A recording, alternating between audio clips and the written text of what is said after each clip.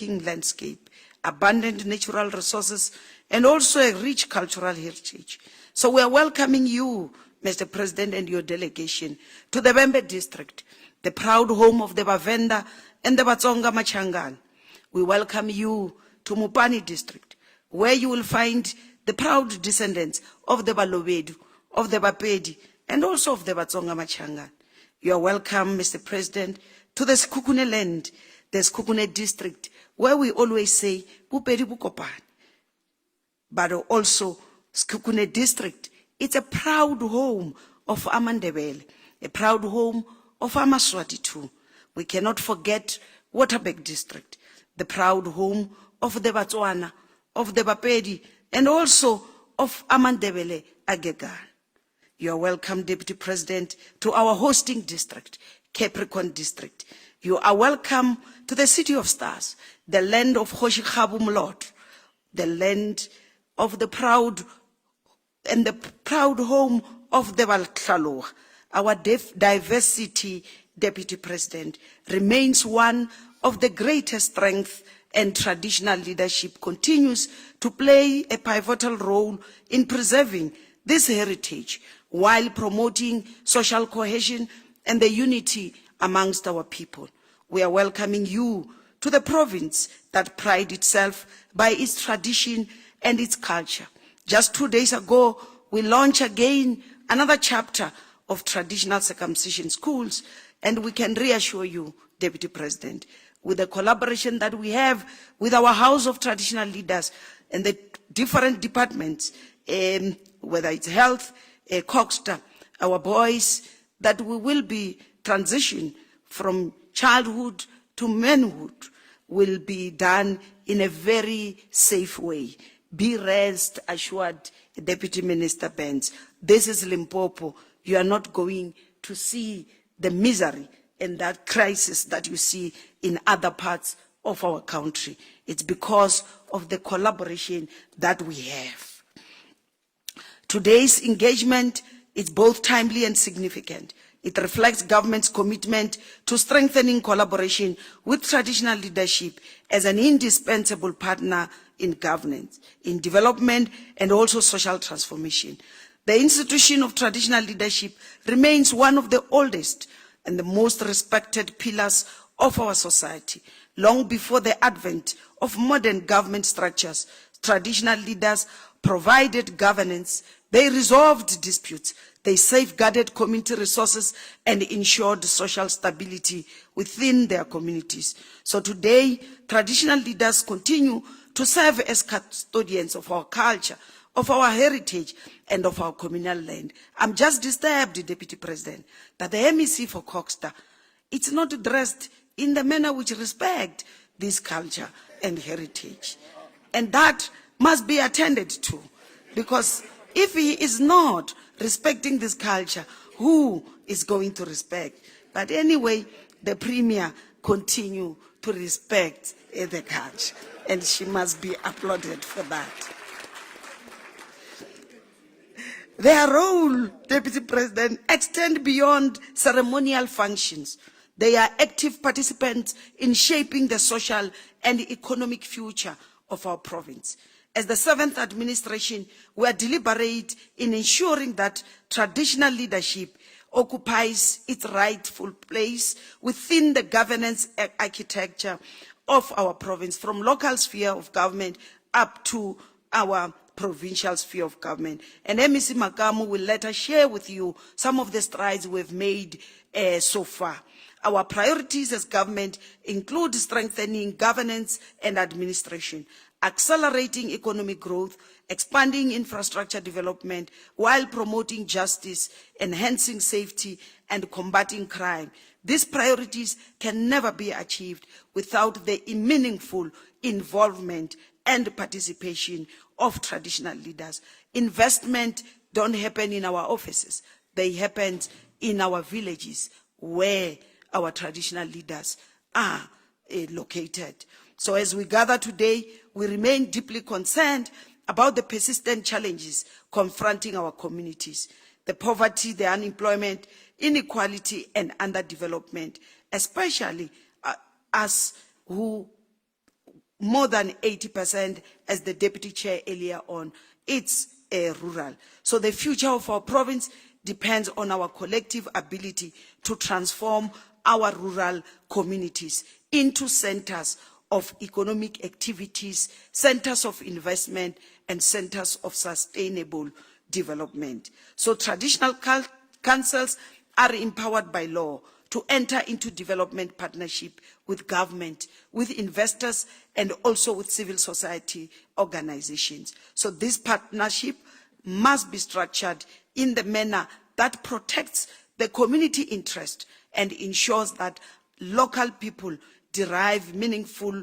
benefits from development initiatives taking place in their land. Unfortunately, Deputy President, the current instabilities among some of our traditional council as a result of disputes threatens our efforts towards rural economic development. As a province, I can tell you that we are sitting at 615 court cases involving disputes and litigation. The resources that we use as government towards defending these cases comes from unfunded budgets. And unfortunately, these are resources that were supposed to be directed towards rural development. Hence, as a province, we have taken a resolution that mediation must be what we should focus on. And I'm glad, Deputy President, that our House, especially the executive, both the chair and the deputy chair, do assist the Premier, working together with the special advisor of the Premier to make sure that where we can intervene, let's mediate so that we avoid these court cases. As a province, we are blessed with 2 kingship and a queenship, but unfortunately, all of them are currently in court being disputed, which is threatening our stability. We want to take this advantage of your visit and request your intervention even on that space, so that we take the matters out of court, Deputy President, and resolve them through dialogue, through mediation. The Deputy President, the challenge that we are facing is that we can win the cases in court, but if we don't win the people that we are leading, who are we going to lead? You will come back with a certificate signed by the President or by the Premier, but at the end of the day, there won't be the people that the traditional leader will be leading. Hence, we are saying mediation and dialogue. It's very key in resolving these issues. As government, we remain committed to supporting our traditional leadership through strengthening all this governance system. We are improving the capacity building programs. They were at Euphoria not so long ago, spent weeks and weeks being trained. We've taken them back to school, Deputy President, so that gone are the days where somebody will come, give them 50,000 and go away with the land. They now know, in Limpopo they know, the land is not for sale. The land can only be leased to benefit your subject. They know, we've trained them. We don't expect them to make that mistake. As we prepare for the local government elections on the 4th of November 2026, we are again reiterating our call to traditional leaders to encourage you, to also encourage your subjects to participate in voter registration and electoral process. A strong democracy, it's built on active citizen participation. So traditional leaders remain influential voices within our communities and are uniquely positioned to encourage our people, particularly the young people, to exercise their democratic right to vote and shape the future of governance. We can't overemphasize,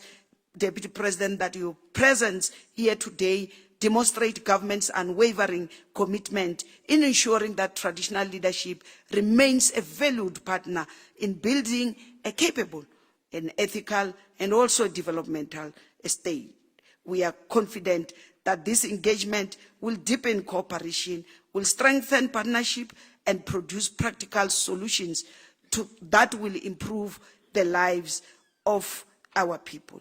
On behalf of the people and the government of Limpopo, I extend our warmest welcome to you Deputy President. To all distinguished guests gathered here today, you are welcome to Africa's Eden. I wish you a fruitful deliberation and every success in our engagement. I thank you. Ndolibua na Kenza kialebo bayadangi. The scene has been set. That's what we're waiting for.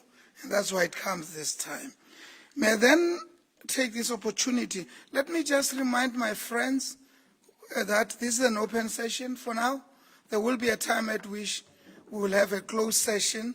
Whatever you want to do, pick up, etc., make sure that you do it as quick as possible, because there's a time when you'll not be having opportunity to have this open session.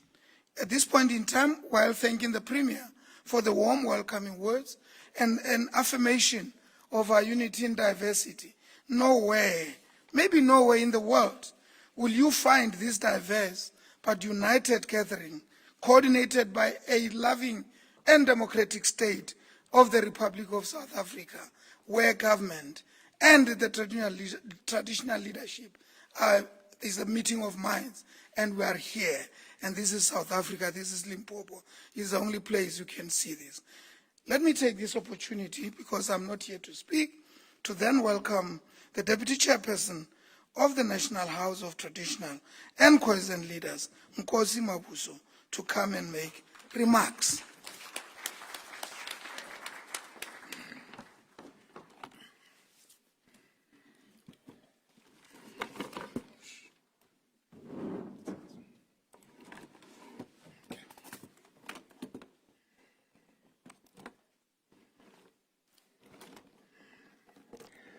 Program Director,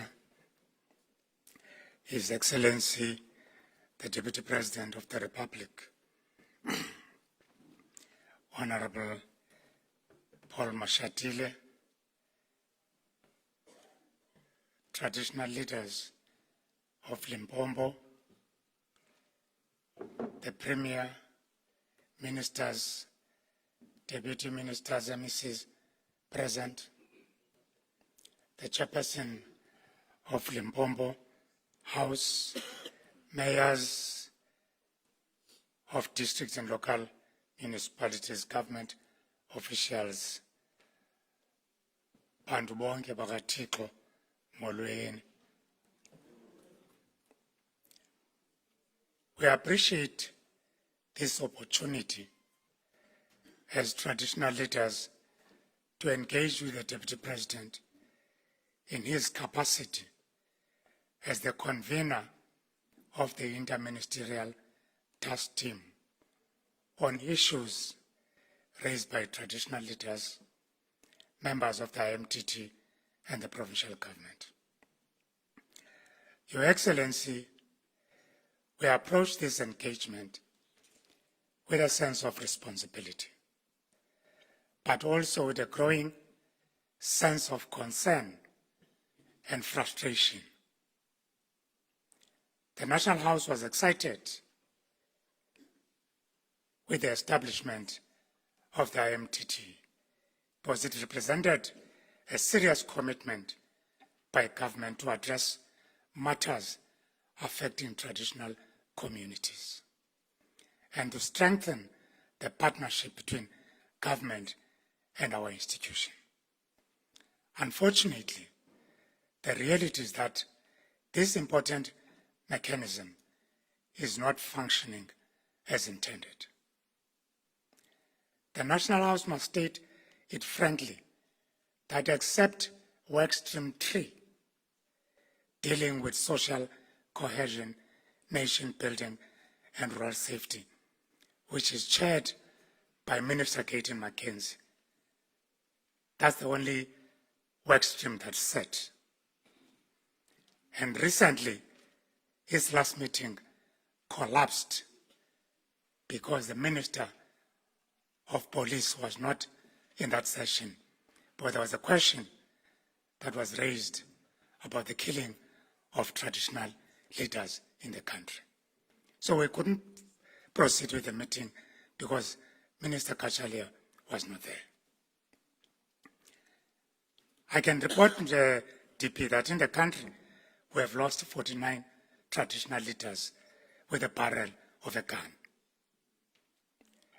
In 2 weeks' time, it's only now that the killers of Inkosi Khumalo from Newcastle, who was killed with his wife, and they left a 4-month-old baby, has just been arrested.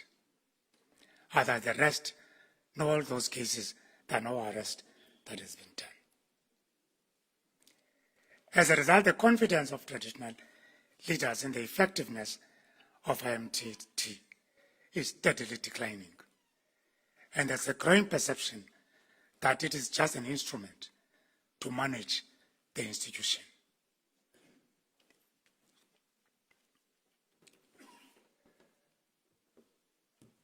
The dialogue that normally sits after the opening of the House is a topical issue in the House, whether we should continue with it. Because the dialogue should take place after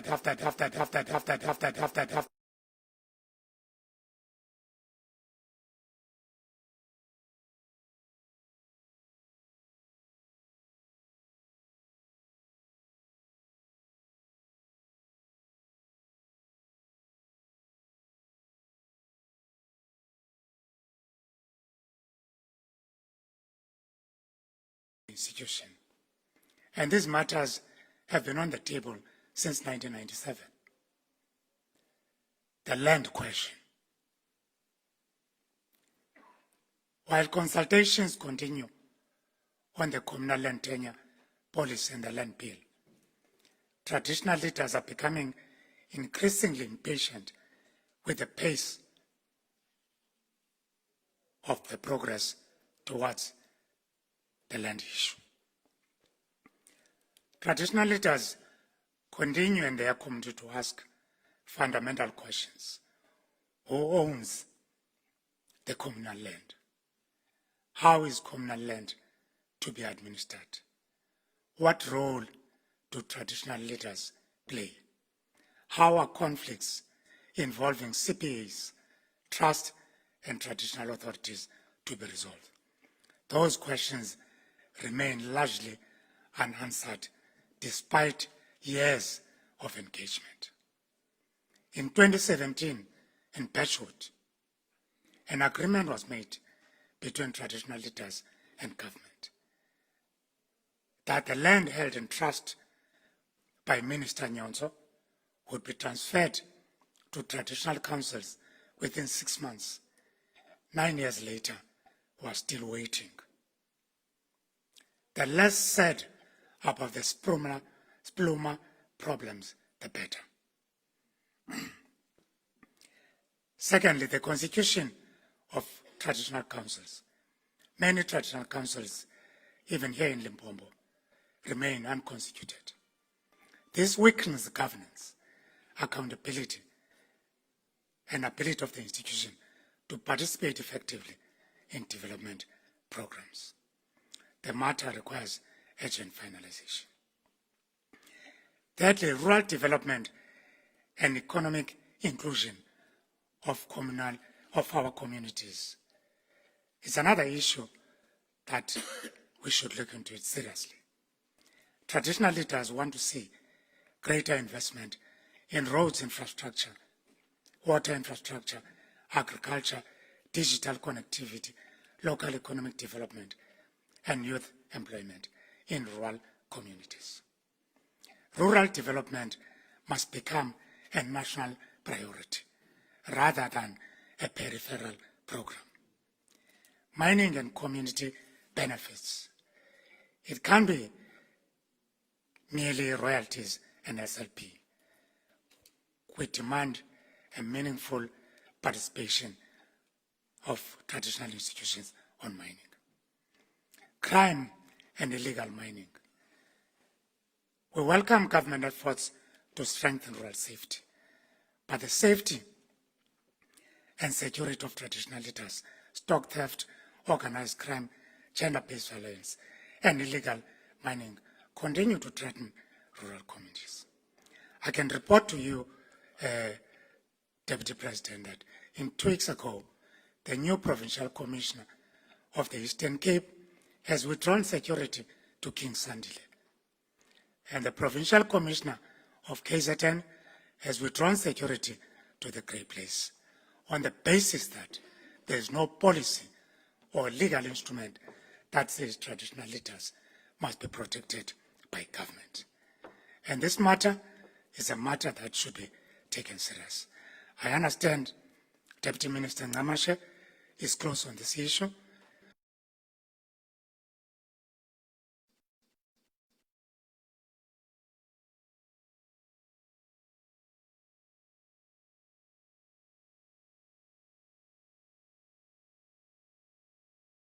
National House recognizes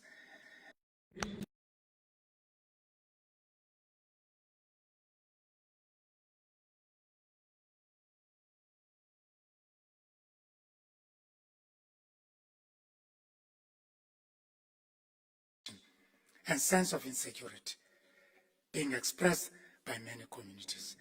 And we know that border provinces such as Limpopo bear the biggest brunt.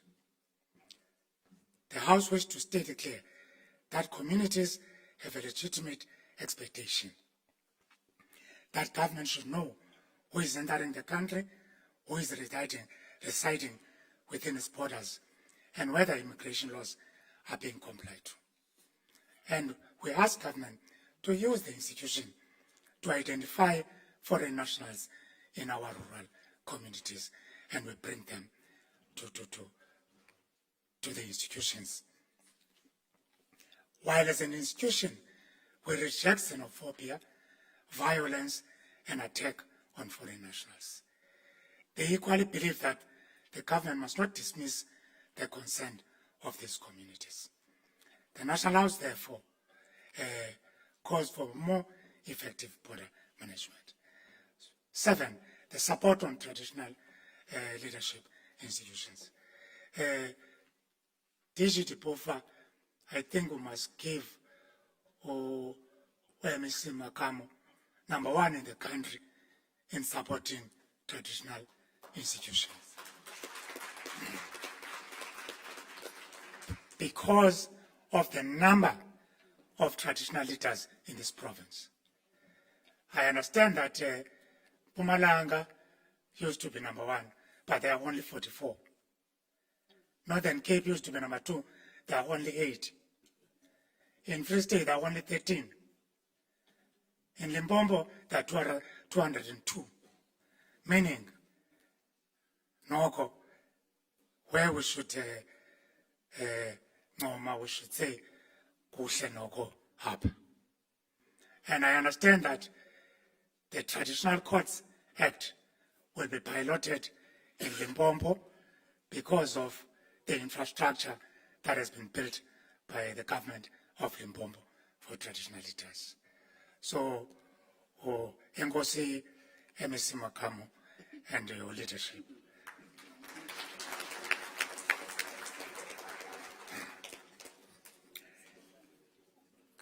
Deputy President, there's been a delay, I don't know whether it's deliberate or what, the implementation of the handbook for traditional leaders. It's very slow.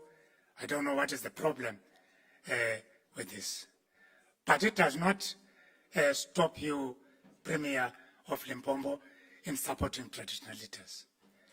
If there's a threat on Ngosingove, because we preside over issues amongst our peers that even threaten our life.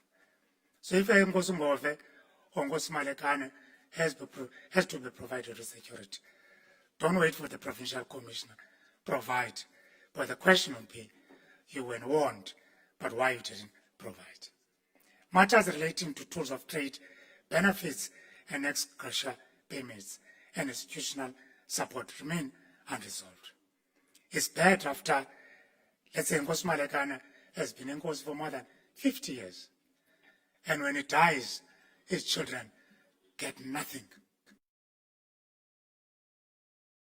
And if we can take or do job evaluation or job grading, you take a councillor, a municipal councillor, you take inkosi. Indeed, the result will say something different, that traditional leaders, we should stop giving them stipends. They deserve a salary and a medical aid. I don't know whether it's because we're traditional leaders who won't get sick and won't get shot because our ancestors are protecting us.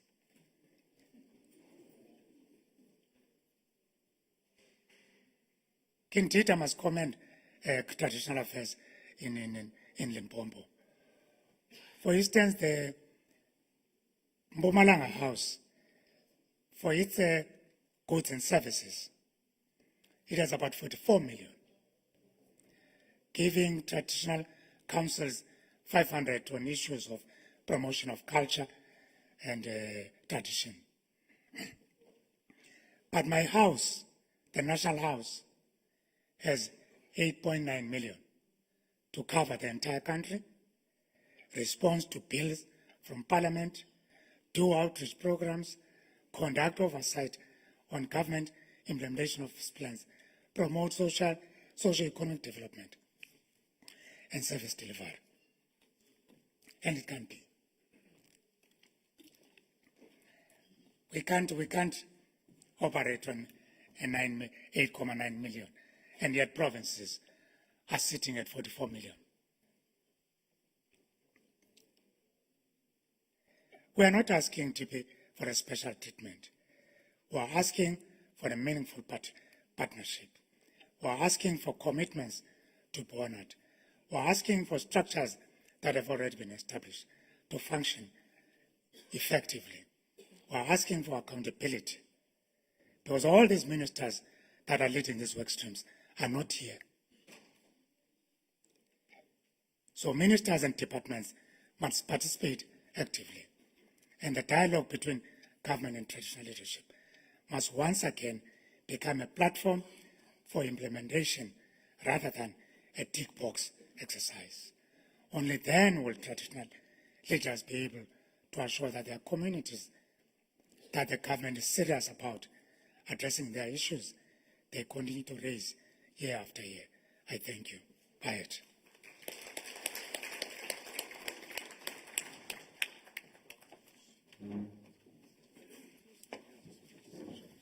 The Royal Highnesses have spoken, and I believe they were heard. As much as I'm directing this program, with all the powers vested in me, there is one thing I'm not allowed to do. And it is in this connection that I will then invite the Deputy Minister of Cooperative Governance and Traditional Affairs to come and make very brief remarks, but then invite the Deputy President of the Republic to deliver his remarks. May I then invite Deputy Minister Prince Olile Burns Ngamaja to come and do this honorable task.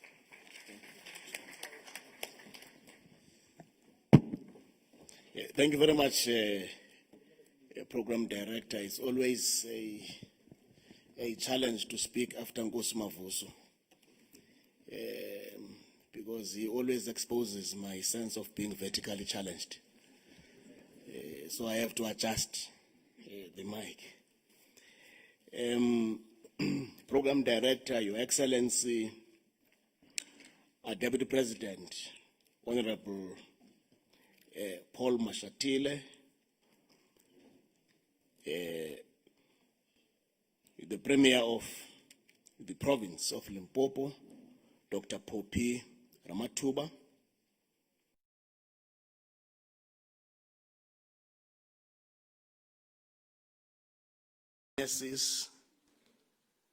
as led by nationally Nkosi Mavuso and Osi Ngobe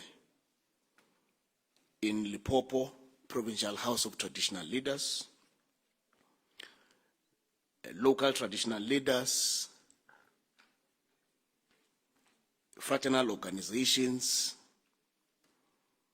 that form part of the sector, Contralesa, Rolesa,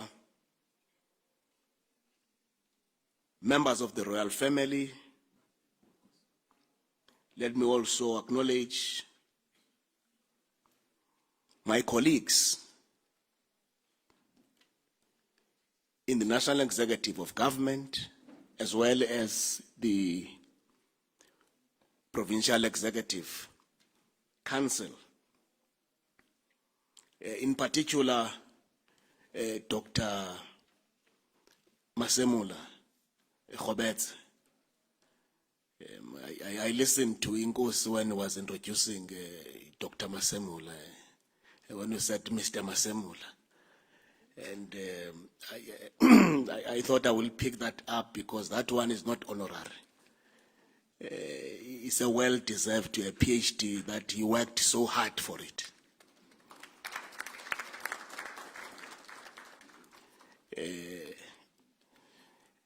Of course, we also have my colleague there, Deputy Minister Mabe, and I think Premier, she will assist in ensuring that cultural attire, starting from her, because you can see that she's really coming from Japan, DP. She told me that she just arrived from Japan. So he still has to reorientate herself to make sure that he gets rewired so that he's reflective of what she stands for. And our MSC's mayors from our districts and local municipalities, ladies and gentlemen, and the people of God, let me greet you. At least if I say the people of God, you are all people of God, regardless of the social status and the position that you hold. It's an honor to join you in this important engagement here in Limpopo, a province that reflects the strength of our traditions and the central role of traditional and Khoisan leadership in the development of our country. Allow me, Program Director, to convey the well wishes from Minister Hlabisa, who could not be here with us today. He has requested that I convey his warm and fraternal wishes for this engagement. Let me take this opportunity to join the kingship of Amandebele in mourning the passing of His Majesty King Makhosoke II Mabhena, who departed this mortal world on the 9th of June, 2026. A date during which King Sandile of Amakhakhabe was buried in 1878 after having been killed in action. What a coincidence. His passing is a sad loss to the institution of traditional leadership and to the kingship of Amandebele, as well as the people of South Africa. I want to once again pass our condolences on behalf of the ministry and government to the family and the kingship. For us today, it's not a ceremonial gathering, but a working engagement and a call to action. We are here because we recognize a simple truth that development in South Africa will not succeed without strong partnerships with traditional and Khoisan leadership. Your Royal Highnesses, our esteemed traditional leaders, you are not symbolic figures, but you are central to governance and development, especially in rural communities. I'm happy that the MEC responsible for finance, who is also the program director, made mention of Section 211, read together with Section 239 of the Constitution. Indeed, I want to confirm that the recognition of traditional leadership in South Africa is recognized as traditional.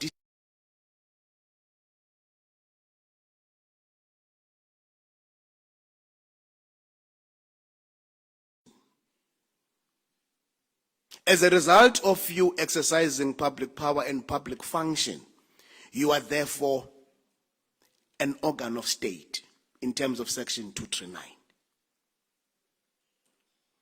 So that as an organ of state, MEC, you then have a responsibility to make sure that resources are made available to the organs of state in line with the provisions of Section 214 of the Constitution. So that the institution also does benefit in terms of the equitable share.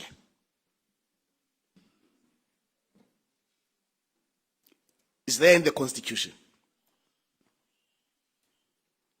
Drafters of the Constitution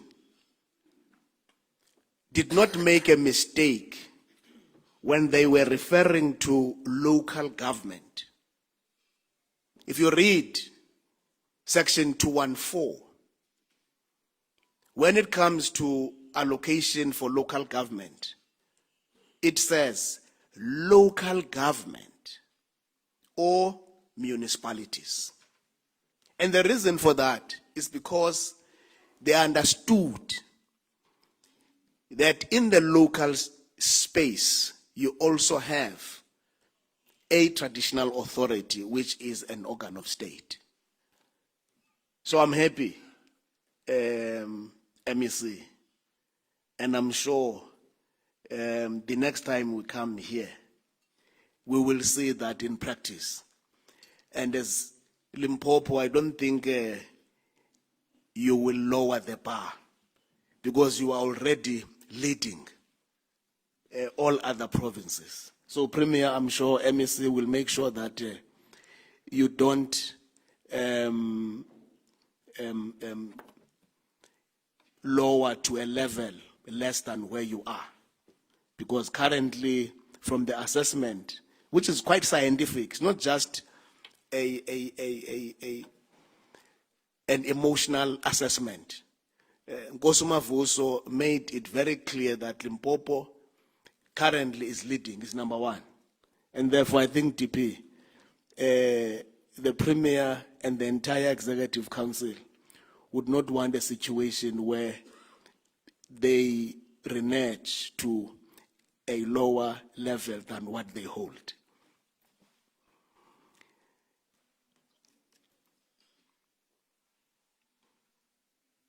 Traditional leaders are custodians of land and culture, leaders of communities and builders of social cohesion. And by custodians, I always like to give some explanation that it means you exercise protective care over this asset on behalf of the communities. So it's important that that role is well articulated, well understood, equally resourced to make sure that it is exercised optimally. As government, we acknowledge that your role is indispensable in shaping the lived realities of our people. This engagement, led by His Excellency the Deputy President, reflects a clear commitment to better coordination across government, ensuring stronger partnerships and commitment towards improved service delivery. Too often, government has appeared fragmented. Today, we demonstrate a united and responsive approach in line with the district development model.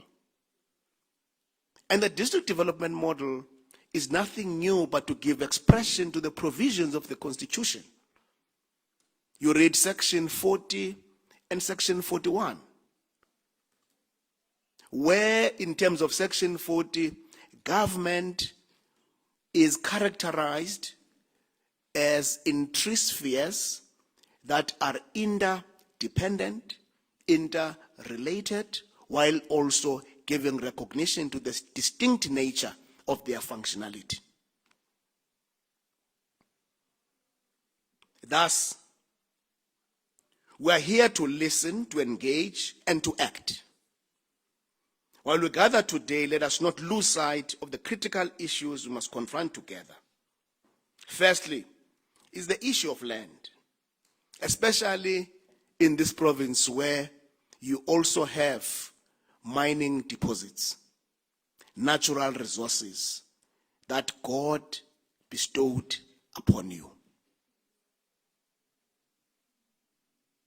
And if you look at land, it's about dignity, it's about identity, it's about economic opportunity. And if we look at the area of beneficiation and localization, we must make sure that our social labor plans, they reflect a relationship between the owners of land as well as those who operate the mining industry in those areas by way of a meaningful mutual beneficiation, not just by being employees or creating employment opportunities, but it must reflect in the equity, it must reflect in the ownership, in the management, and all the transformative value chain, including affirmative action as a policy that seeks to empower those who were previously disadvantaged. We must work together to ensure fair, productive, and sustainable land use. So what it says is that even when we talk about spatial planning without a meaningful role played by traditional and quiescent leaders will not be effective. So as we review our legislations and policies, we are intentional in ensuring that the role of our esteemed leaders find meaningful expression in the changes we are effecting in these legislative instruments. Secondly, rural development. Our villages must not be left behind. We must unlock economic opportunities, invest in infrastructure, and support local enterprises. The current state of chronic overdependence has to change so that traditional leaders, together with their communities, they're able to migrate into self-sustainability, leveraging on the natural resources in their areas. Thirdly, youth empowerment. Young people in our communities need skills, opportunities, and hope.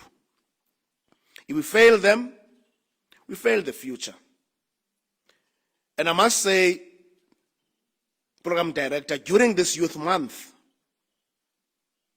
I must also add my voice to the excellent work done by this province in the area of initiation. Deputy President, I was there. I can attest, I'm a witness. I visited some of the initiation schools together with my MEC and Osi Chauke and other traditional leaders, and of course with the benefit of the certificate of fitness. It was less of a hurdle to be accepted in that sacred space. And I want to thank traditional leaders of this province for the support and collaboration that we enjoyed. Limpopo remains the epitome of good model to be emulated by other provinces in decisively dealing with the scourge of fatalities and casualties that remain a blemish, tarnishing the aura and sublime in our old age tradition of initiation. Fourthly, as I go towards conclusion, social cohesion. Traditional leaders remain pillars of unity and stability in our communities. This role must be supported and strengthened. However, Honorable Premier, the elephant in the room, which you have alluded to, which is an albatross that continues to raise its ugly head, is disputes. And more often, Deputy President, royal families know who should ascend. In most cases, my own experience is that if royal families, of which I'm also part of that arrangement, if we're able to tell the truth, we wouldn't be where we are in terms of the number of disputes. We know who must ascend. It must not be the responsibility of government or the courts to make that determination. We must be able to have the backbone and stand for the truth. If you don't qualify, you don't qualify. You can't be a leader. I mean, you can't have many leaders in one lineage. So to be truthful, Deputy President, is going to be very important, so that we don't burden government with matters that don't belong to government. Mna ke ndiyayithetha le nto because I belong to that sector. I know some of the officials, DP, may not have the courage to say it. But I can tell you, in most cases where we have also intervened, Premier, it became clear that the mischief is in the royal family. So I would urge that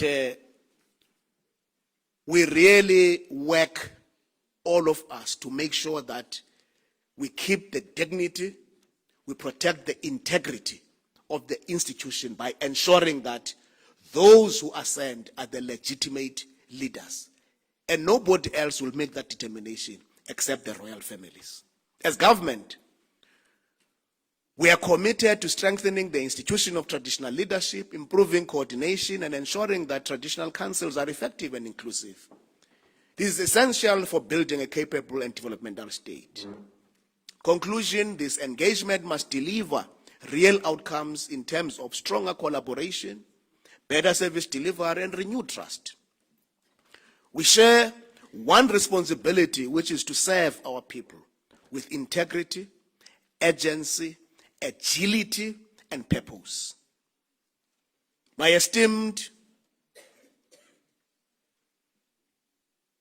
royal leaders, let me take this opportunity to introduce the Deputy President of the Republic of South Africa, a leader committed to inclusive governance and meaningful engagement with traditional leadership, a leader with concise ideological clarity, with dialectical and didactical tools of analysis for every historical epoch characterizing our material conditions. A revolutionary who understands that it is not possible to serve the people that you do not have love and respect for. Humility is his virtue.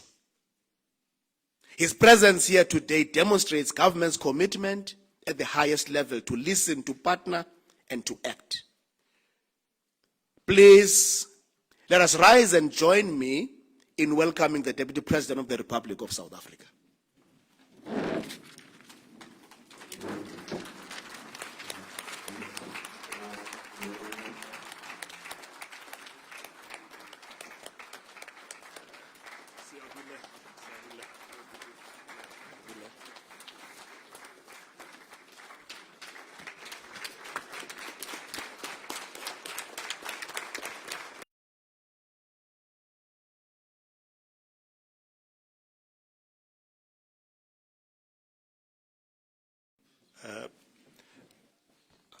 Ha ke leboge motsamaisi wa mosebetsi, our program director, MEC of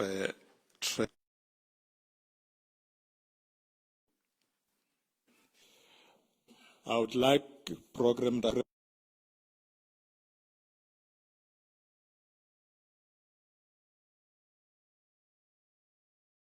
Phophi Ramathuba, the Premier of Limpopo, recognize Deputy Chairperson of the National House of Traditional and Khoisan Leaders, Nkosi Langamavuso,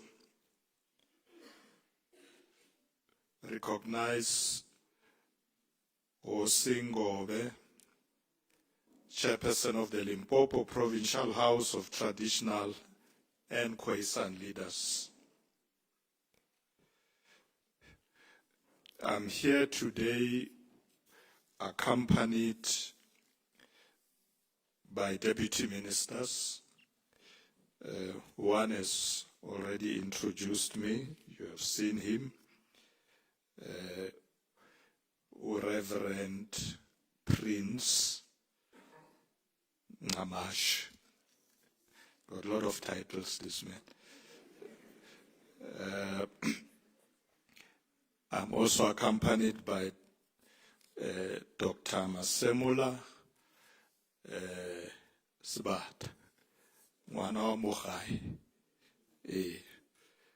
and also MEC Mabe, Deputy Minister Mabe, responsible for arts and culture, sports, arts and culture. Yeah, I thought you were in Mexico. I also thought that's why I read you. Program Director, let me take this opportunity to recognize the man who made sure that this work is done in this province, our MEC for Coxter, Tatana Biskop Makamu, and all the MECs who are present here with us today. They have already been introduced. All our executive mayors, I recognize all of you. Ke ishe tlhompho go magoši a rona ka moka a ona ba leng gona lehono gare ga rena, all the Royal Highnesses, traditional and Khoisan leaders, directors generals from national government, provincial government, and all officials who are here with us, making sure that we can accomplish these tasks.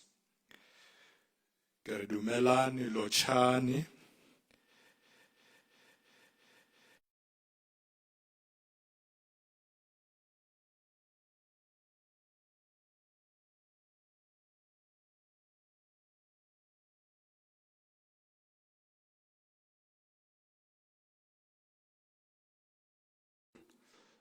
are mourning the passing of His Majesty King Makosonke II of Amandebele Kingship. On behalf of the Government of South Africa, I would like to extend our heartfelt condolences to the Amandebele nation, Her Majesty Queen Mabena, the royal families, and the institution of traditional leadership as a whole. King Mabena was dedicated to the empowerment of rural communities and strengthening relationships between government and traditional leadership. He championed cultural preservation through annual events, fostering social cohesion and nation building. His Majesty's efforts led to the creation of the Forum of Majesties in South Africa, where he served as a chairperson until his departure. His legacy in community development will be remembered, and the government expresses condolences to the royal families and the Amandebele nation during this time of mourning. Distinguished traditional leaders, a few weeks ago, I wrote a letter to the Honorable Premier Dr. Phophi Ramathuba advising her about my intention to engage with traditional leaders here in Limpopo.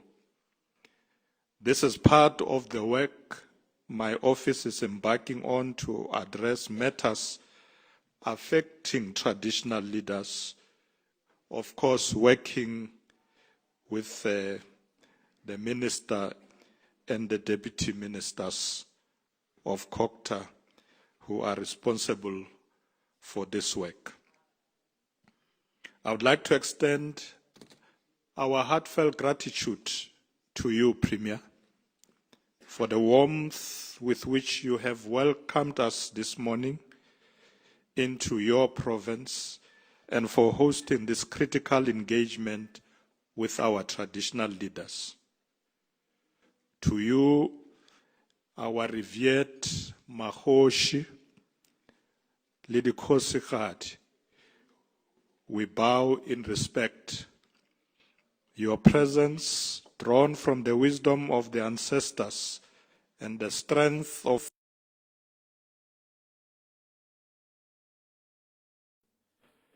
in taking time from your many responsibilities, you affirm that the voice of traditional leadership remains a guiding star in the journey of our nation. We are humbled, for in your participation we see the living heritage that continues to shape our destiny. Our presence here today is not only to listen, for you have already spoken with clarity about the concerns that must be fulfilled. But we are here to ensure that we address these important concerns which will enable you to fully serve as cultural custodians, social leaders, and intermediaries for community development. As we work towards addressing remaining or rising concerns, it is also important that we acknowledge the progress already made throughout the country, including here in the Limpopo province. For a start, the Traditional and Khoisan Leadership Bill of 2026 has now been tabled in Parliament, with the Department of Traditional Affairs briefing committees and preparing for public participation. And I'm hoping that during this public participation, our traditional and Khoisan leaders will take the advantage and the opportunity to enrich this legislation. This marks a decisive step towards strengthening legislative foundation of traditional leadership, ensuring that your voices are enshrined in our law and carried forward with dignity. On the matter of tools of trade and institutional support, I've been informed that Limpopo has made commendable strides. MEC Makam, we are very proud of the efforts that you are putting, of course, backed by your Premier.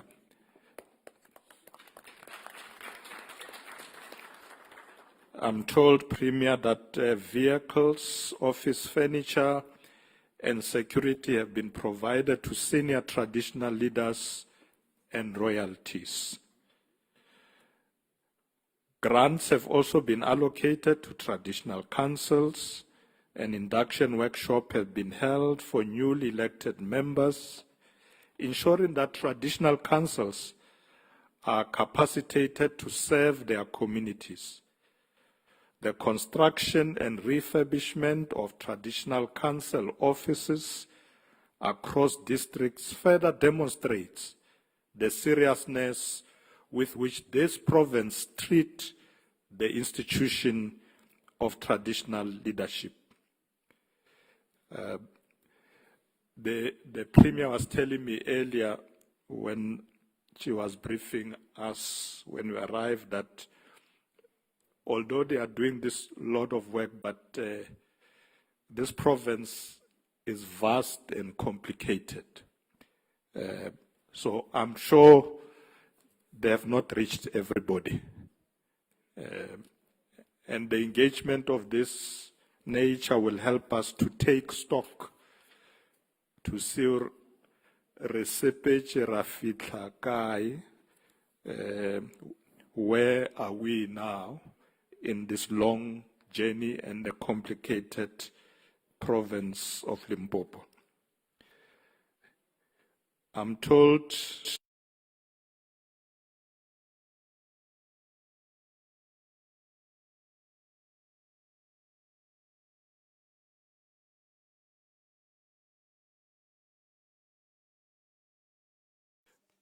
but it still awaits full concurrence by all provinces.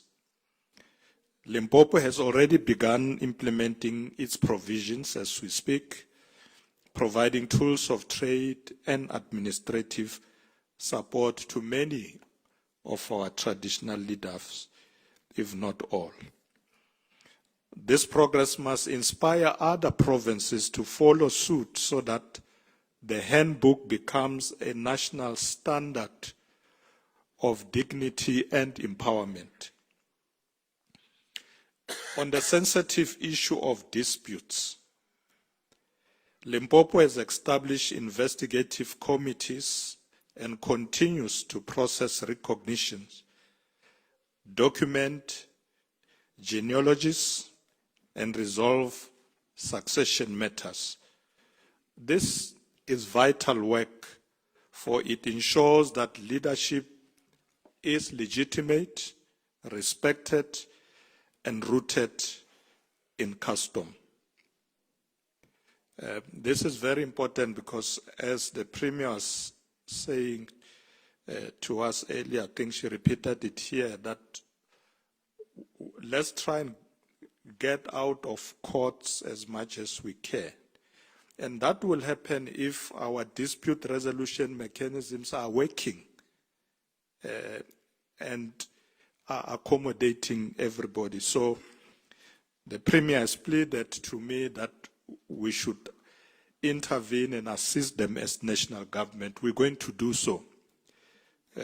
So Deputy Minister Masemula Namashe, let's intervene. Let's intervene. The Premier has pleaded with us that we want to resolve these matters and resolve them amicably. As she said, that if we continue to go to court, yes, the court then gives you a certificate that you are the rightful king or chief, but then the communities that we're supposed to lead are moving the other way. We need to resolve those disputes. On the issue of remuneration and benefits for traditional leaders, this issue is being advanced.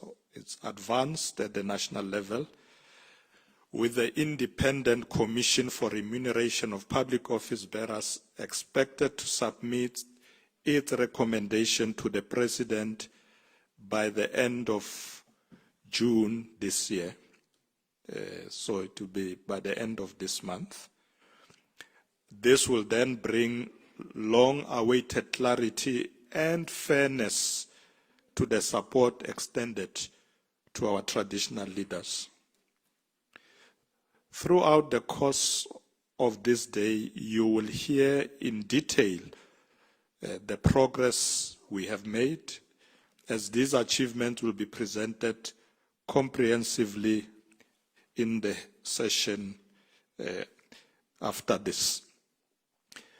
Distinguished traditional leaders, we must also acknowledge the challenges that remain before us.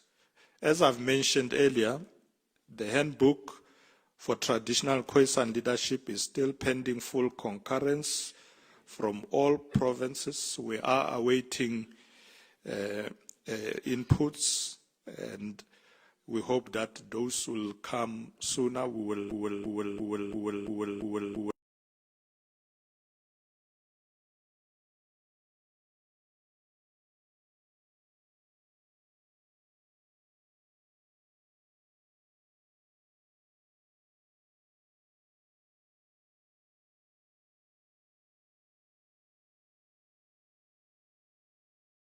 Whether headmanship to kingship, continue to test the resilience of our communities, requiring careful resolution through investigative committees, and these matters then end up in the courts.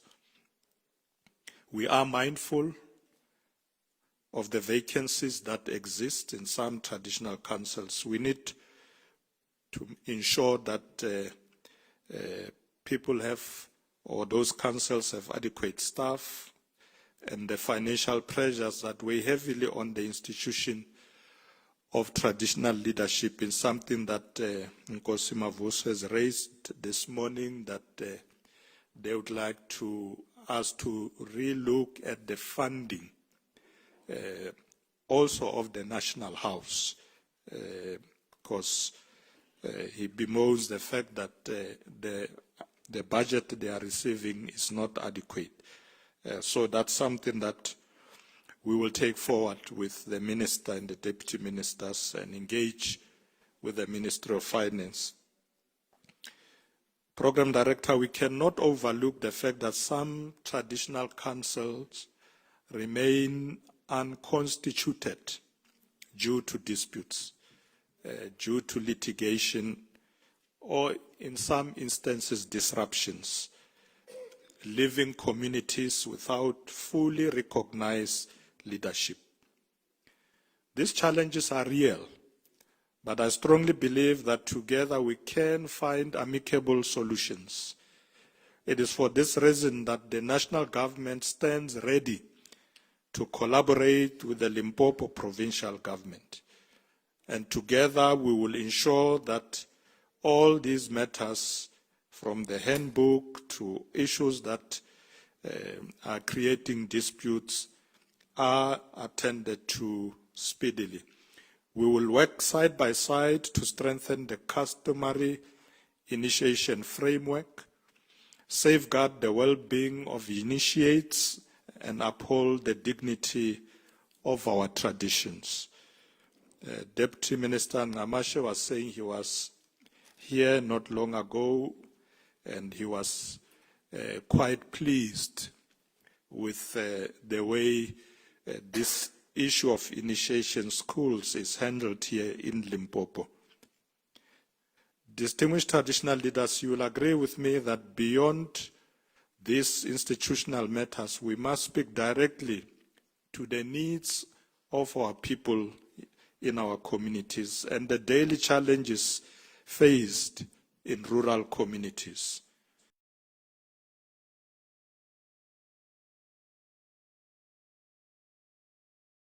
Of purpose that resonate deeply with ancestral wisdom. But by tackling daily hardships, we actively embody Ubuntu, Butu, the African philosophy that our humanity is inextricably linked to all of us. Umuntu ngumuntu ngabantu, mutu ke mutu kabantu. As custodians of heritage and moral authority, you must mobilize communal structures to strengthen, amongst others, crime prevention, mediate disputes, and reinforce accountability where policing or formal policing is thin. And Cosima Vuso was saying earlier that they wanted to engage with the Minister of Police, but for some reason he didn't arrive. So we will take that matter up because as he was speaking, he indicates that the killing of traditional leaders in some provinces is continuing. And that is a worrying issue that we must tackle urgently. In addressing teenage pregnancy, you have to be at the forefront of promoting values of responsibility and partner with clinics and schools to ensure that young people receive both cultural and modern education. As stewards of communal land, you can tackle unemployment and poverty by facilitating cooperatives, encouraging youth entrepreneurship, and ensuring fair distribution of social support. One of the responsibilities I have assigned by the President is to fast-track land reform, and I am working with the relevant ministers to ensure that our people have access to land so that they can use it productively, and will ensure that we also engage with yourselves here in Limpopo. We are also concerned about alcohol and drug abuse. And regarding this matter, we believe you can use cultural rituals and communal authority to discourage these destructive habits, reclaim spaces from illicit trade, and restore dignity of those affected families. And government will work with you on this. We will pull together our policing structures, security structures, and other structures in the communities, like community policing fora, to address these matters. Recently, we have also witnessed that Limpopo is one of South Africa's most vulnerable provinces to climate change, heavily impacted by rising temperatures, shifting rain patterns, and extreme weather events. In the face of climate vulnerabilities, as traditional leaders, avenues exist for you to preserve indigenous knowledge of land and weather, blending it with modern climate-smart practices to build resilience. Of course, as government, we are trying our best to ensure that we also have tools and mechanisms to ensure that we can act speedily. We are able to predict as the weather patterns changes to be ready to deal with these matters before disasters struck. Most importantly, as initiation season is in place, it is essential that we remain vigilant to safeguard the lives of dignity of our young initiates. While this tradition carries proud cultural significance, the growing presence of illegal initiation schools and unqualified practitioners poses a serious danger in all provinces, and I'm happy that in Limpopo it is attended to. Because these unlawful operations often disregard basic safety and health standards, exposing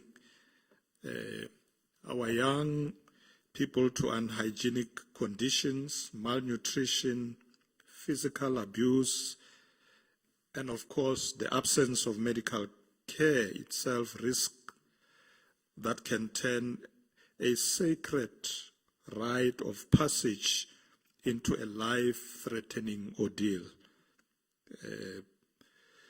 It's important that we do attend to this matter and make sure that there are no gaps. I know, Deputy Ministers, that in some provinces they are still struggling, and I'm happy that in Limpopo they are a bit.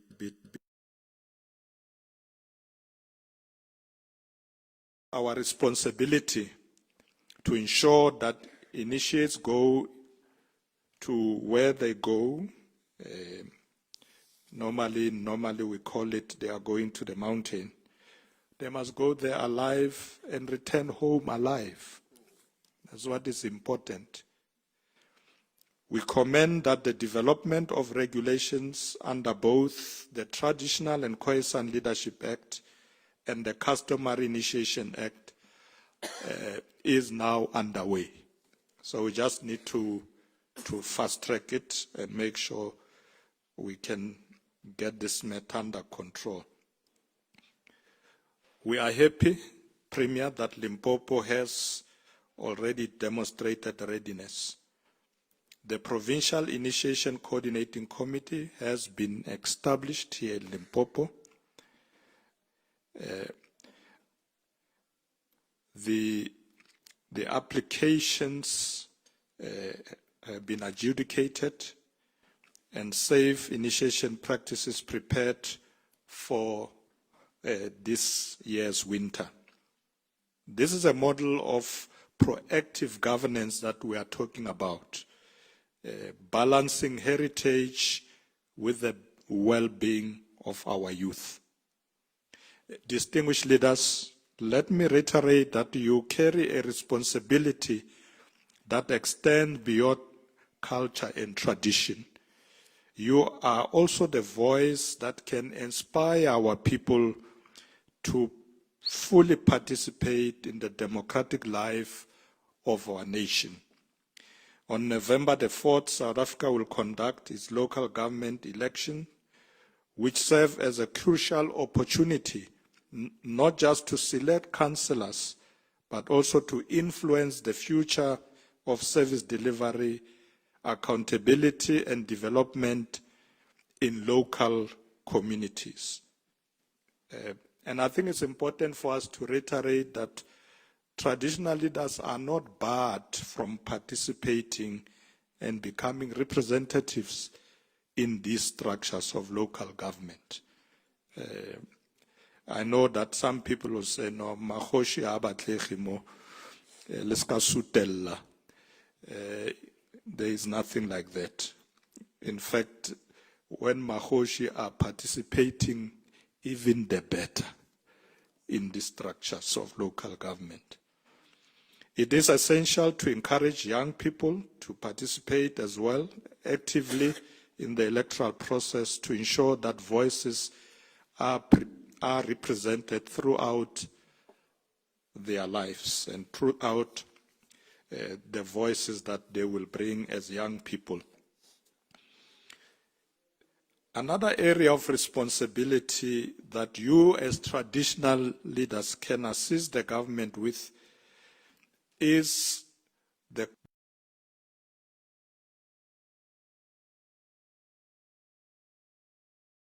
security, enforcing immigration laws, tackling corruption, and closing policy loopholes as part of a broader effort to address illegal immigration in South Africa. Illegal immigration, if left unchecked, threatens not only the security of our borders, but also the stability of our communities. I'm happy that Nkosi Mavuso dealt with this matter in detail, that it is the responsibility of government to ensure that laws are implemented. South Africa is not a country that lacks these laws, but we must make sure that the laws are properly implemented. South Africa is not a xenophobic country, but all countries in the world at the moment make sure that when people come into their countries, they come legally, they are recorded. It's done everywhere. I'm sure all of you, when you travel to other countries, how's na passport again? So it's important that these laws must be implemented so that when people come in, they come in properly.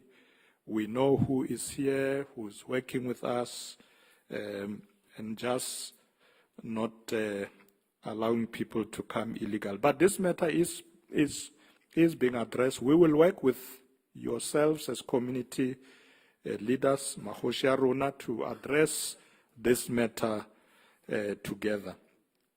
And it is imperative that we do work together to ensure that the issue of migration is managed in a way that at all times is lawful, humane, and just. As we pursue growth, it is crucial to ensure that our decisions are effective and that the concerns of various traditional leaders are addressed fairly and equitably, and may I add, timeously. Because sometimes you raise issues and it takes forever for the issues to be resolved. So we must make sure as government we move with speed and ensure that we implement. The speed of execution is required to get these matters sorted out. This engagement today offers us an opportunity to engage in open communication, in mutual respect, and willingness to listen. This opportunity is offered to either side, that is government and the traditional leaders. Let's listen to one another, let's engage, because by doing so, we will resolve the challenges that lie before us. As I conclude, Program Director, today we should collaborate and engage as partners rather than adversaries or opponents. We must unite, work in unity to ensure that we unite our country and its people, regardless of the challenges that still persist. Because the challenges are still there.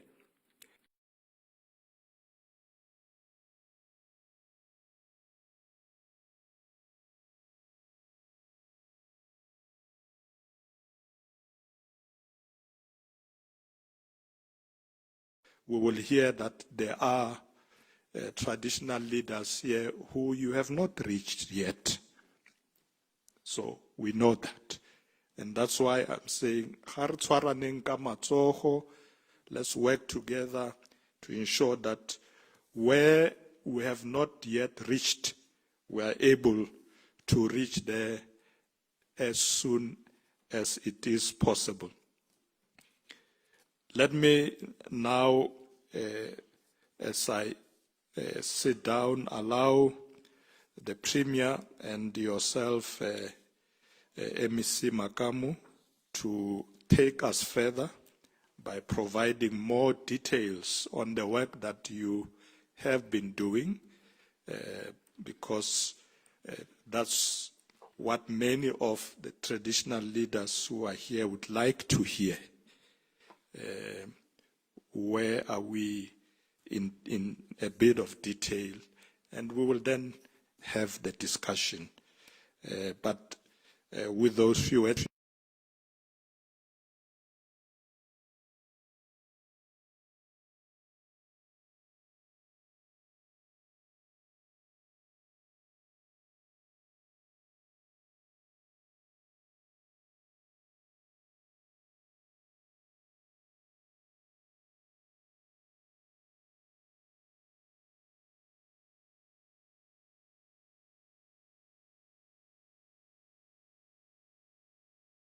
to another session. That session will need us to have all our friends from the media to allow us to have a closed session. In the meantime, I thought you can grab your cup as they move for about 5 minutes, please. If you are really a tea fan, you can do so. Well, they are moving their gadgets. Don't leave some and